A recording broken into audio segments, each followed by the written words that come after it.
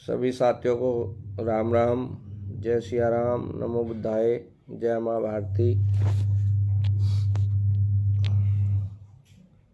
मैं नंद किशोर सैनी, संस्थापक सूर्यवंशी क्षत्रिय महासभा।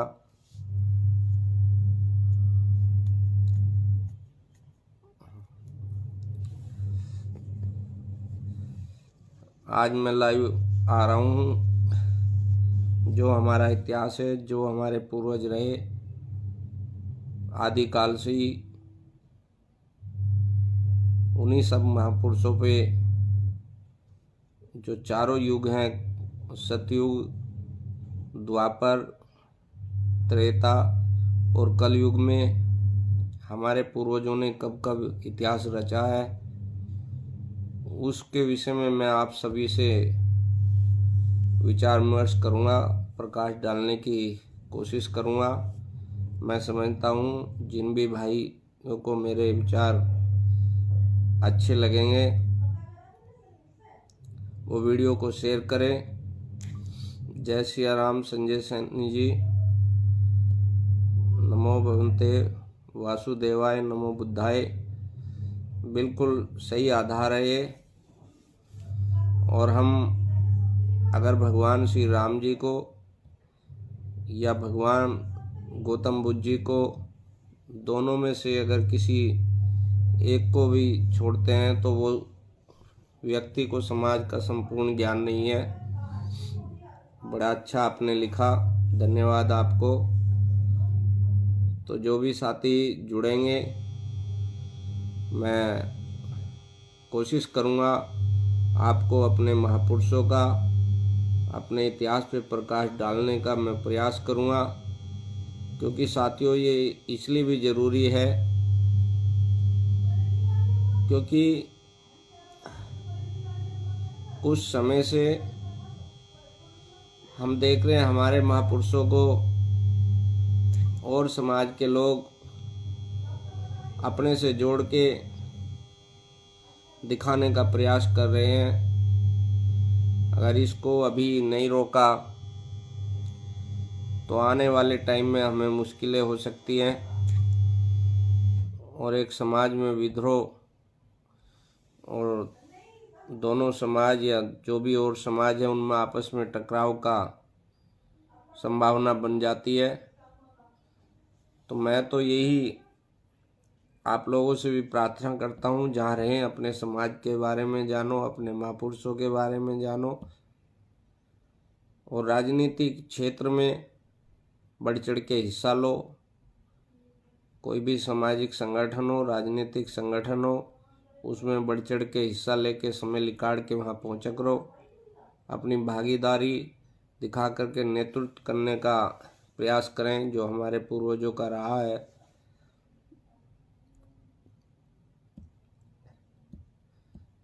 जय श्री राम प्रिंस भाई। मैं संजय सैनी जी और प्रिंस सैनी जी आपसे भी अनुरोध करूंगा कि आप अपनी फेसबुक आईडी पे सूर्यवंशी संजय सैनी लिखें और प्रिंस भाई से भी सूर्यवंशी प्रिंस सैनी लिखें। तो इससे हम अपनी मूल पहचान की तरफ बढ़ेंगे। बहुत हमारे साथी, हमने ये प्रयास किया था 2010 से हमने ये मुहिम चलाई थी और बहुत सारे साथियों ने हरियाणा, दिल्ली, पंजाब, राजस्थान, उत्तर प्रदेश, बिहार, मध्य प्रदेश, उत्तराखंड, सभी साथी हमारा इसमें साथ दे रहे हैं और नाम से पहले सूर्यवंशी लगा रहे हैं। चाहे कुशवाहा हो, चाहे शाक्य हो, चाहे मौर्य हो, चाहे सैनी हो, चाहे काम्बोज भाई हो, तो सभी लगा रहे हैं और ये अच्छा एक प्रयास है। मैं सबको धन्यवाद देता हूँ। तो जो और साथी हैं वे भी जुड़ें, क्योंकि मैं कुछ टाइम पहले लाइव आया था और समाज के पूर्वजों पे चर्चा कर रहा था, लेकिन मेरठ में गांव में था तो बच्चे डिस्टर्ब कर रहे थे तो वो बीच में ही रह गया था। तो मैंने सोचा आज उस पे प्रकाश डालूं, आप सबसे विचार भी लूं, सही है या कैसे हैं। तो साथियों हम बात करेंगे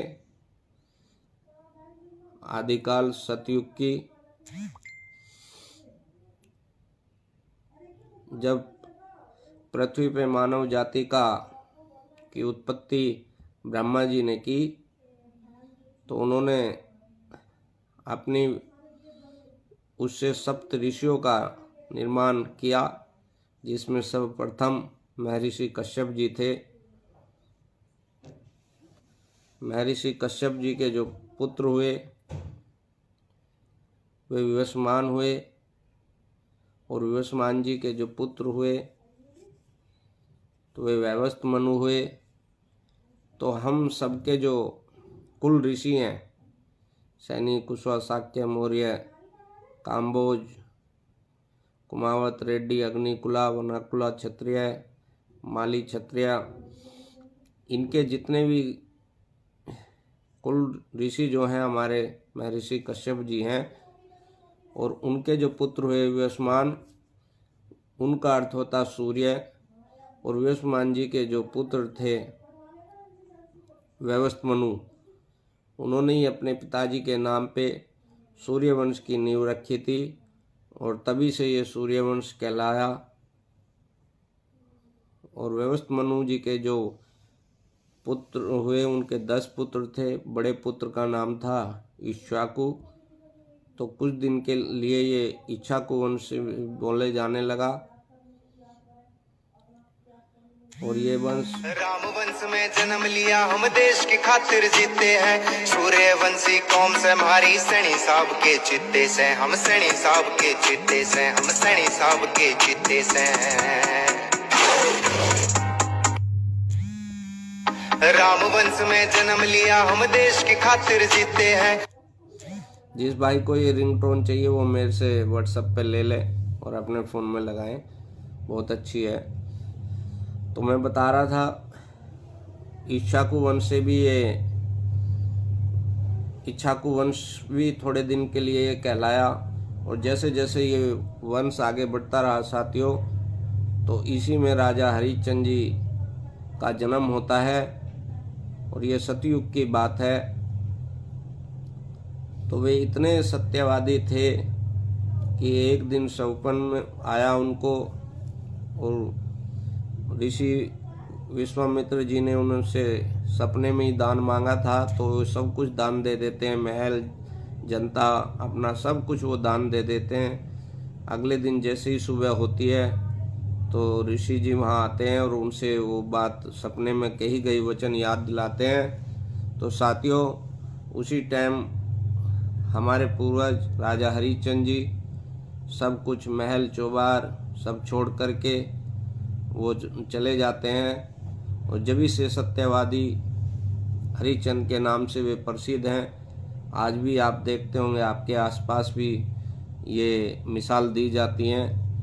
तो ऐसे महान सत्यवादी राजा हरिश्चंद्र जी के हम सभी वंशज हैं। और जैसे ये वंश आगे बढ़ा, त्रेता युग आता है, तो राजा सगर होते हैं जो सागरों का निर्माण करते हैं, और वे एक अश्वमेध यज्ञ करते हैं और घोड़ा छोड़ते हैं। तो अश्वमेध यज्ञ पूरा नहीं होता, तो उनके घोड़े को एक ऋषि की कुटिया में छिपा करके बांध दिया जाता है। ऋषि तपस्या में होते हैं। तो जब राजा सगर अपने पुत्रों से कहता है, जी अनुज कुशवा जी, सम्राट अशोक भी हमारे, चंद्रगुप्त मौर्य भी हमारे हैं, सभी हमारे हैं। बहुत बहुत धन्यवाद अनुज भाई, बहुत धन्यवाद। तो मैं अभी इसी पूर्वजों पे ही प्रकाश डाल रहा हूँ, तो आप ये वीडियो शेयर जरूर करें। तो वो कुटिया में बांध देते हैं। राजा महाराजा सगर जी अपने पुत्रों को और सैनिकों को आदेश देते हैं, जाकर देखो वो हमारा घोड़ा किसने पकड़ा, आया नहीं।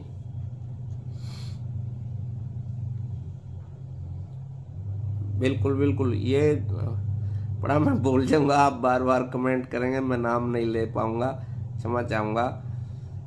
तो वहाँ जा कर के देखते हैं घोड़ा ऋषि की कुटिया में होता है और वो क्रोधित होकर के उनके यज्ञ को खंडित कर देते हैं। तो ऋषि जी उन्हें श्राप देते हैं और वहीं भस्म कर देते हैं। तो उसका उपाय जब पूछा जाता है तो उसमें बताया जाता है कि जो स्वर्ग से गंगा जी को आप लाएंगे तभी इनकी मुक्ति होएगी। तो उसी में राजा सगर तपस्या करते हैं, कई पीढ़ी बीत जाती है। तो तीसरी पीढ़ी में, चौथी पीढ़ी में महाराजा भगीरथ जी का जन्म होता है। और जब वे सुनते हैं कि हमारे पूर्वजों को मोक्ष नहीं मिला और उनके लिए गंगा जी का स्वर्ग से धरती पे आना बहुत ही अति आवश्यकता है, तो वे राजमहल को छोड़ करके पहाड़ों में तपस्या करने के लिए चल देते हैं और बहुत कठिन ब्रह्मा जी की तपस्या करते हैं। ब्रह्मा जी जब प्रसन्न होते हैं तो उनसे पूछते हैं, वर मांगने की कहते हैं। तो वो सारी कथा बताते हैं। तो ब्रह्मा जी कहते हैं गंगा जी का बहुत बड़ा तेज है, वो धरती पे नहीं रुकेगी, उसके लिए आपको भोलेनाथ, भोले शंकर जी की तपस्या करनी होगी और माँ गंगा के जो वेग है उसको शंकर भगवान ही रोक सकते हैं। तो फिर महाराजा भगीरथ जी भोलेनाथ, भोले शंकर जी की तपस्या करते हैं और शंकर जी प्रसन्न होकर उनको दर्शन देते हैं, वर मांगने की करते हैं। तो वो बताते हैं इस तरह से माँ गंगा जी को धरती पे लाना है, उनका वेग बहुत तेज है, उनको आपको ही रोकना है।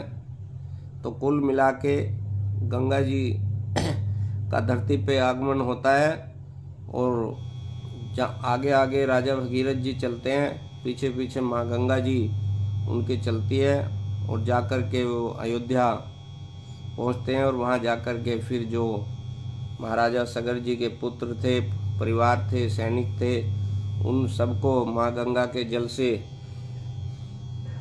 मोक्ष प्रदान किया जाता है। तो इतने महान तपस्वी राजा भी हमारे ही कुल सूर्यवंशी में जन्मे, जिनके अब हम वंशज हैं।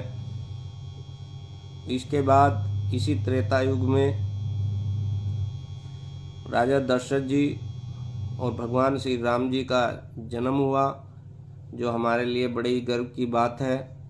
और जो भगवान श्री राम जी के पुत्र थे लवकुश, राम वंश में जन्म लिया, हम देश की खातिर जीते हैं। सूर्यवंशी कौम से हमारी सैनी साहब के चित्ते से, हम सैनी साहब के चित्ते से, हम सैनी साहब के चित्ते से।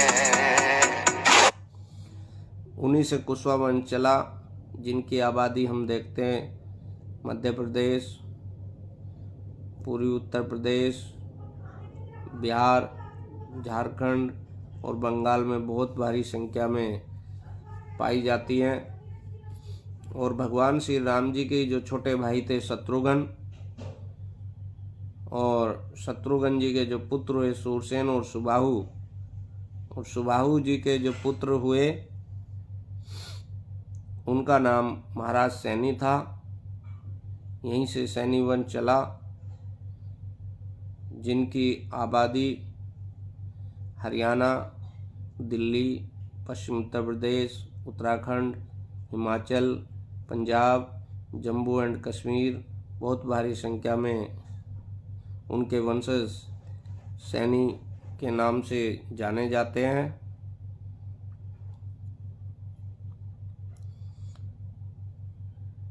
और द्वापर युग में हमारे बहुत राजा हुए, जो महाभारत काल में की लड़ाई में लड़े।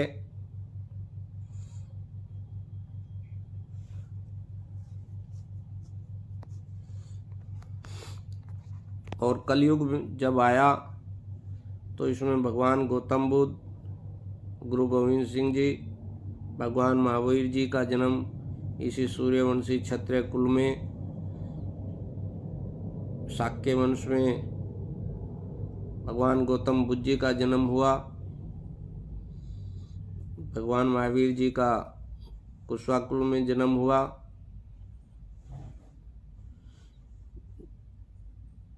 और कुछ दिनों के पश्चात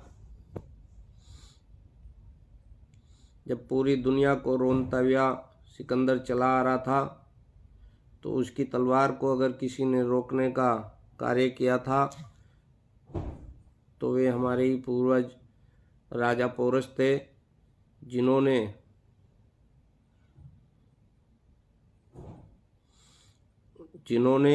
राजा महाराजा पोरस ने सिकंदर को नेस्ताबून किया था और वो घायल अवस्था में अपने देश वापस लौटने को विवश हो गया था। बोलूँगा इन दोनों पर भी बोलूँगा भाई अनुज, अभी बोलूँगा थोड़ा सा इतिहास पे बोल दूँ, फिर इन पाखंडियों पे भी बोलूँगा। तो उसके बाद जो सिकंदर के सेनापति थे सेलुकस, वो दोबारा भारत पे हमला करने के लिए आते हैं, तो उनका सामना जो हमारे समाज के प्रथम चक्रवर्ती सम्राट हुए चंद्रगुप्त मौर्य से होता है। और इतना भयभीत सेलुकस हो जाता है, अपनी जान बचाने के लिए संधि करता है और अपनी बेटी हेलेना का रिश्ता चंद्रगुप्त मौर्य से करता है। और बहुत बड़ा भूभाग जो आज अफगानिस्तान, भूटान और पाकिस्तान का हिस्सा है, उस सारे को दहेज के रूप में चंद्रगुप्त मौर्य को देता है। तो ये हमारे कलयुग के रहे, उन्हीं के पौत्र सम्राट अशोक महान हुए, जिनकी वीरता के आगे कोई नहीं ठहरता था। इतना महान वंश होने के बावजूद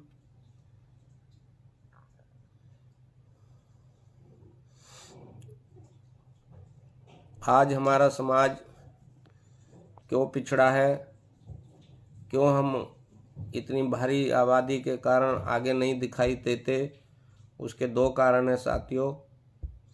एक तो हमारे समाज में कोई राष्ट्रीय नेता नहीं है, और जो ये एक दो छुटपुट नेता बनते हैं, जैसे स्वामी प्रसाद मौर्य, राजकुमार सैनी, अपनी ओछी राजनीति के लिए समाज को भ्रमित करते हैं, उल्टे सीधे बयान देते हैं।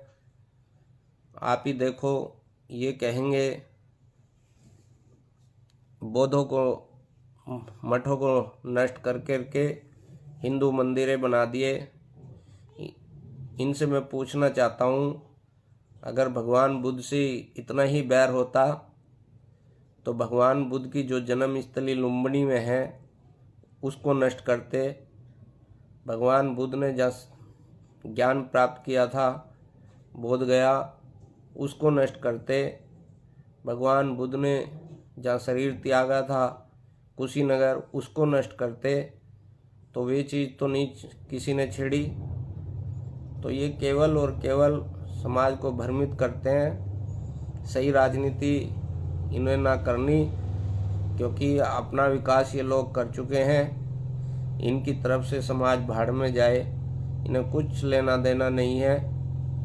नहीं तो साथियों, आप ही देखो, आए दिन हम भी सोशल मीडिया के द्वारा देखते रहते हैं, समाज पे इतना अत्याचार होता है, लेकिन इनके मुंह से एक भी शब्द नहीं निकलता। अभी आजमगढ़ में एक हमारे मौर्य समाज की महिला की निर्मल हत्या कर दी गई दिन के अंदर, लेकिन स्वामी प्रसाद मौर्य जी का एक शब्द भी वहाँ नहीं आया। ऐसे बहुत तमाम केस हैं, लेकिन समाज के अधिकारों को, समाज के ऊपर हो रहे अत्याचारों पे ये नहीं बोलेंगे, केवल और केवल समाज को भ्रमित करके धर्म विरोधी बनाने में लगेंगे। और अगर ये बौद्ध हैं तो फिर मौर्य क्यों लिखते हैं? क्योंकि सम्मानित साथियों, बौद्ध धर्म में कोई जाति नहीं है।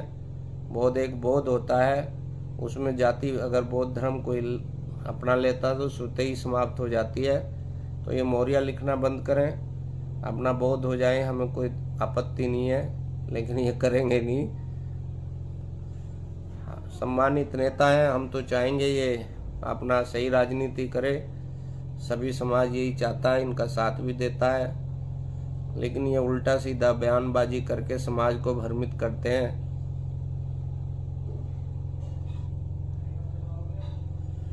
तो साथियों, मैंने ये इतिहास बताया। मैं समझता हूँ आप इनसे मेरी बातों से सहमत होंगे, कुछ भाई सहमत भी नहीं होंगे।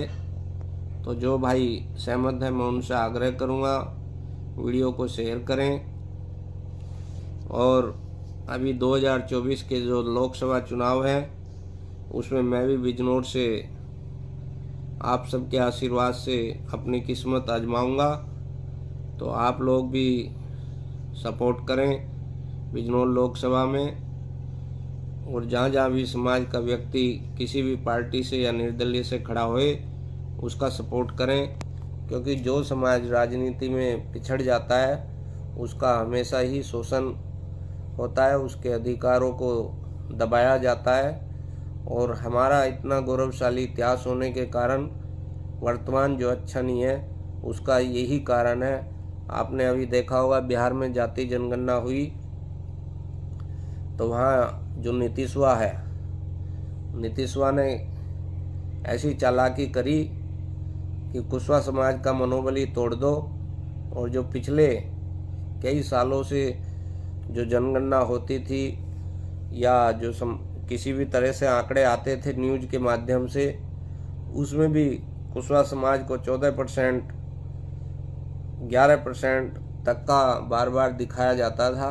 अक्सर होता है जहाँ भी चुनाव होते हैं तो सब जो प्रमुख समाज होता है उसकी आबादी न्यूज़ चैनल वाले पत्रकार भाई हमारे समय समय पर दिखाते रहते हैं। लेकिन नीतीशवा ने अपनी राजनीतिक ताकत का एहसास करा करके कुशवा समाज की जो असली आबादी थी उसको छुपा दिया है और उसको घटा करके दिखाया गया ताकि कुशवा समाज का मनोबल टूटे और ये अपने अधिकारों के लिए ना लड़ें। तो मैं तो अपने सभी साथियों से कहूँगा इसको एक चुनौती के रूप में लिए जाए और नीतीशवा को आने वाले चुनाव में सबक सिखा करके हमारे समाज सेवा आदरणीय उपेंद्र कुशवाहा जी, आदरणीय सम्राट चौधरी जी, जो भी आप लोगों को आदेश करें, और जो भी हमारे सोशल मीडिया के साथी हैं वे इन दोनों को बिहार के मुद्दे पे सपोर्ट करें। और राजस्थान में हमारे समाज के आदरणीय और समाज के सबसे ताकतवर पूरे हिंदुस्तान के सिरमौर आदरणीय अशोक गहलोत जी हैं। और मैं सभी अपने सोशल मीडिया बंधुओं से, जितने भी हमारे समाज के युवा साथी हैं, उन सभी से भी हाथ जोड़ के अपील करूंगा कि सोशल मीडिया के प्लेटफार्म पे इंस्टाग्राम हो, फेसबुक हो, आपका ट्विटर हो, उस पर अशोक गहलोत जी को सपोर्ट करें। क्योंकि आपने देखा होगा वो कितनी ईमानदारी से, कितनी लगन से जनता की सेवा कर रहे हैं, और राजस्थान के अंदर ऐसी ऐसी योजनाएं उन्होंने दी है। हमारा भी मन करता है कि राजस्थान में रहें, उन योजनाओं का लाभ लें। तो जहाँ भी आप रहें, जैसे भी रहें, जितना भी समय आपको मिले, सोशल मीडिया पे कोई ज़्यादा समय नहीं लगता, 5 मिनट 10 मिनट निकाल करके अपने नेता की पोस्ट को शेयर करें, लाइक करें, उसमें कमेंट करें, अपने फेसबुक आईडी से पोस्ट भी डालें। तो जब हम अपने समाज के नेता के साथ खड़े होंगे उनका भी मनोबल बढ़ेगा और वो भी समाज के लिए आगे बढ़ के कार्य करेंगे।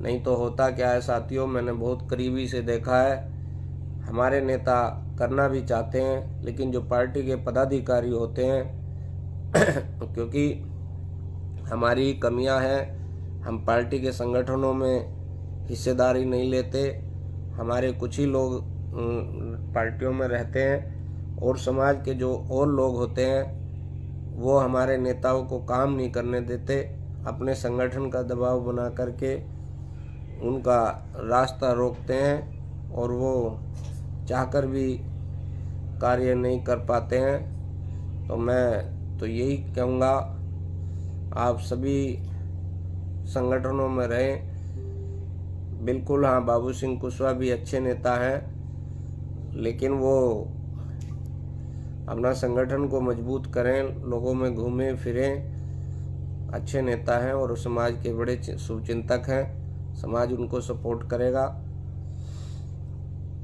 तो हमें कुछ भी हो अपने नेता का साथ नहीं छोड़ना है, हमारा काम करे या ना करे, हमें अपने नेता के साथ रहना है, क्योंकि जिस भी समाज का सम्मान बढ़ा है वो उसके नेता के कारण ही बढ़ा है। जब कोई भी समाज राजनीति के शिखर पे पहुंचा है, उसका स्वतः ही समाज में सम्मान हो जाता है, चाहे यादव समाज हो, राजपूत समाज हो, एससी समाज हो, जाट समाज हो, कोई भी हो, वैश्य हो, जो भी समाज राजनीति के शिखर पे पहुंचा है, जिन्होंने कैबिनेट मंत्री, मुख्यमंत्री, केंद्र सरकार में मंत्री लिए हैं, उनका स्वतः ही सम्मान बढ़ जाता है। शासन प्रशासन भी उसी तरह से देखता है, और जिस समाज का एक दो व्यक्ति होता है तो उसको पार्टी और पार्टी के कार्यकर्ता भी दबा देते हैं, कार्य नहीं करने देते।